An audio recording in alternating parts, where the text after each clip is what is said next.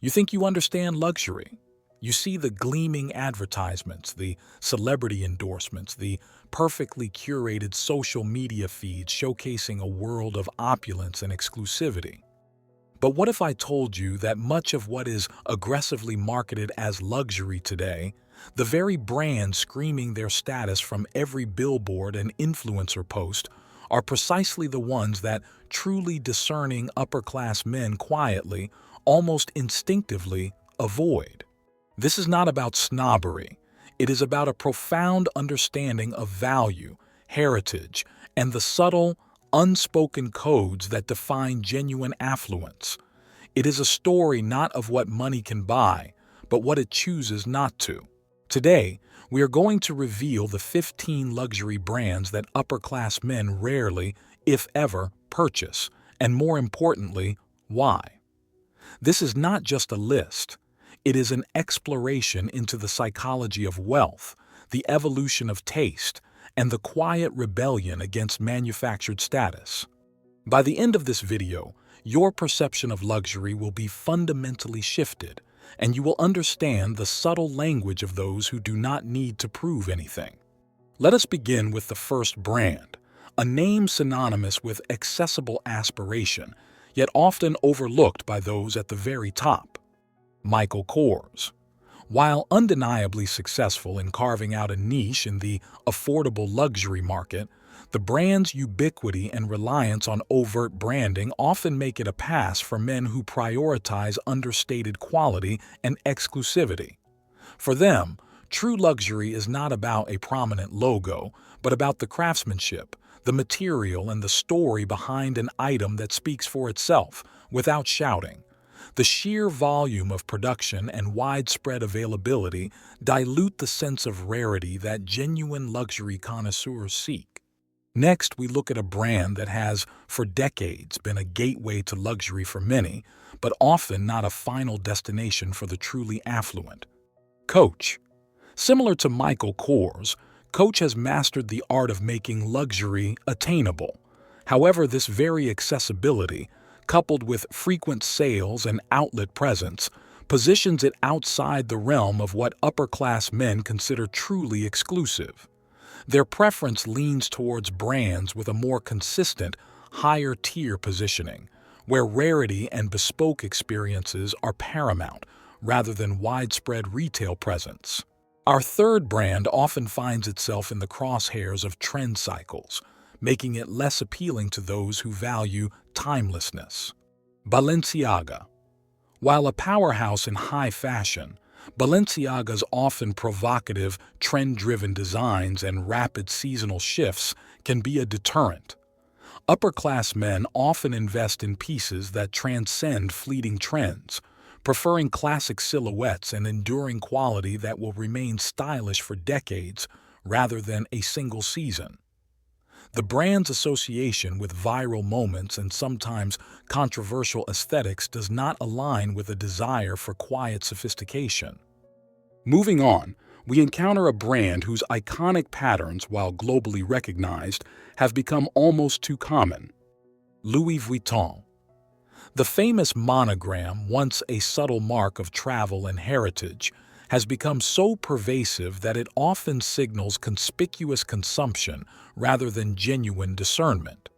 While Louis Vuitton offers exquisite, discreet leather goods and bespoke services, the heavily branded items, particularly bags and belts, are frequently bypassed by upper-class men who prefer their luxury to be felt and understood, not overtly displayed.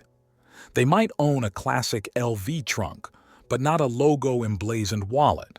Fifth on our list is another brand that, despite its high price point, often misses the mark for understated elegance: Versace.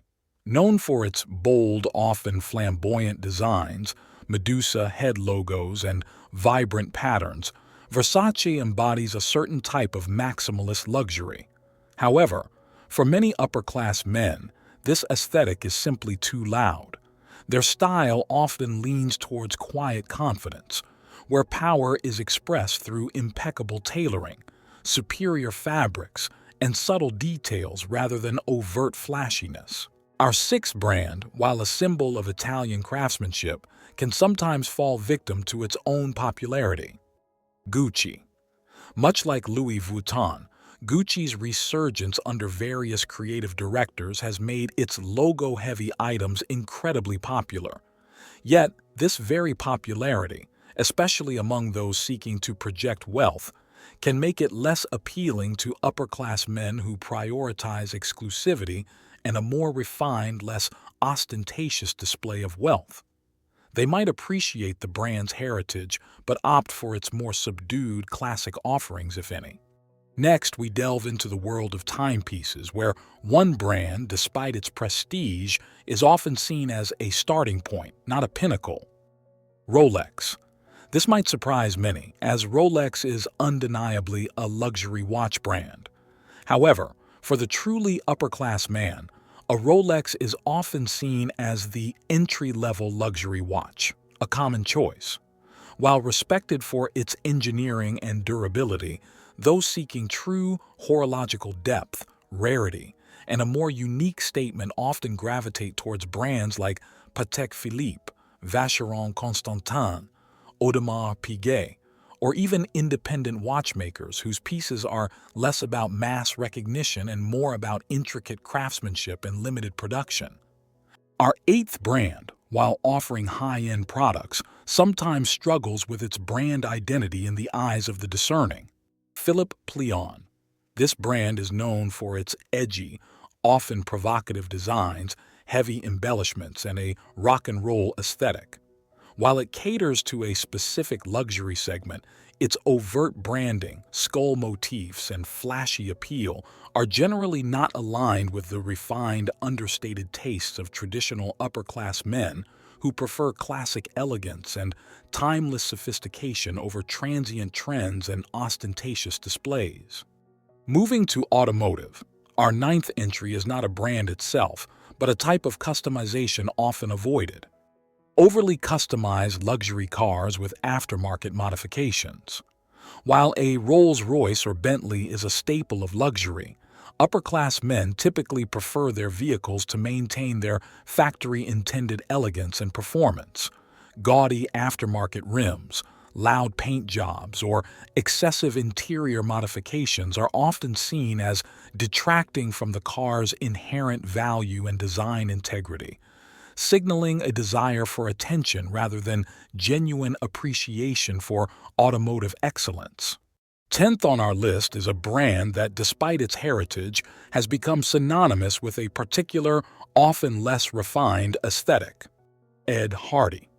While perhaps a relic of a past trend, Ed Hardy's heavily embellished, tattoo-inspired designs were once a symbol of a certain type of luxury.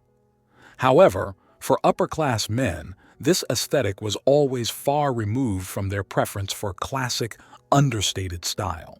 It represents a loud, transient fashion statement rather than enduring elegance. Our 11th brand, while offering high-quality items, often falls into the trap of being too widely available for true exclusivity. Tory Burch, specifically its men's line.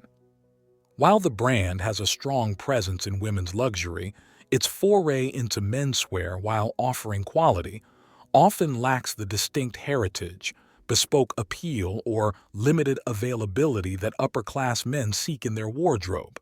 They often prefer brands with a longer, more established history in men's tailoring and accessories, or those that offer a more personalized experience. Next, we consider a category of items that, despite their price, are often seen as superficial. Diamond-encrusted tech accessories, gold-plated iPhones, diamond-studded headphones, or crystal-covered smartwatches, while expensive, are generally viewed by upper-class men as gaudy and lacking genuine substance. Their appreciation for technology lies in its functionality, design, and innovation, not in superficial embellishments that add little to its utility or aesthetic purity. Our 13th brand, while offering high-end products, often struggles with a perception of being new money. Hublot. While Hublot produces technically impressive and visually striking watches, Its relatively recent establishment compared to centuries-old watchmakers, combined with its aggressive marketing and association with celebrity endorsements, often places it in the new money category. Upper-class men, particularly those from established wealth, often prefer brands with deep historical roots, subtle prestige, and a reputation built over generations, rather than through modern marketing blitzes. Penultimately, we look at brands that prioritize branding over intrinsic quality or ethical sourcing. Fast fashion luxury collaborations. When high-end designers collaborate with fast fashion retailers, the resulting products, while carrying a designer name, often compromise on material quality, craftsmanship, and ethical production standards. Upper-class men are increasingly conscious of sustainability, ethical sourcing, and the longevity of their purchases, making these transient, mass-produced collaborations a definite pass. They seek genuine value and integrity in their luxury items. Finally, our 15th brand represents a broader category of luxury that is often dismissed. Anything that feels like a status symbol for the sake of it. This encompasses a wide array of items and brands that exist purely to project an image of wealth, without offering genuine quality, unique design, or a rich heritage. For upper-class men, true luxury is about personal enjoyment, enduring value, and a quiet confidence that does not need external validation. It is about a bespoke suit that fits perfectly, a vintage watch with a story, or a piece of art that resonates deeply, not just the most expensive or recognizable item. They understand that true luxury is often invisible to the untrained eye, a private pleasure rather than a public declaration. So, what have we learned? The world of luxury, especially for upper-class men, is far more nuanced than the glossy magazines and social media feeds suggest. It is a world where discretion often trumps display, where heritage and craftsmanship are valued above fleeting trends, and where personal significance outweighs public perception. It is a quiet rebellion against the commodification of status, a testament to the idea that true wealth does not need to shout. It simply is. Understanding these subtle distinctions is not just about knowing what to buy or avoid. It is about grasping a deeper philosophy of value, authenticity, and self-possession. If this journey into the unspoken codes of luxury has shifted your perspective, please give this video a like. Subscribe to our channel for more insights into the worlds of culture, finance, and the subtle art of living well. Share your thoughts in the comments below. What brands do you think upper-class men avoid, and why? And do not forget to share this video with anyone who might benefit from understanding the true meaning of discernment.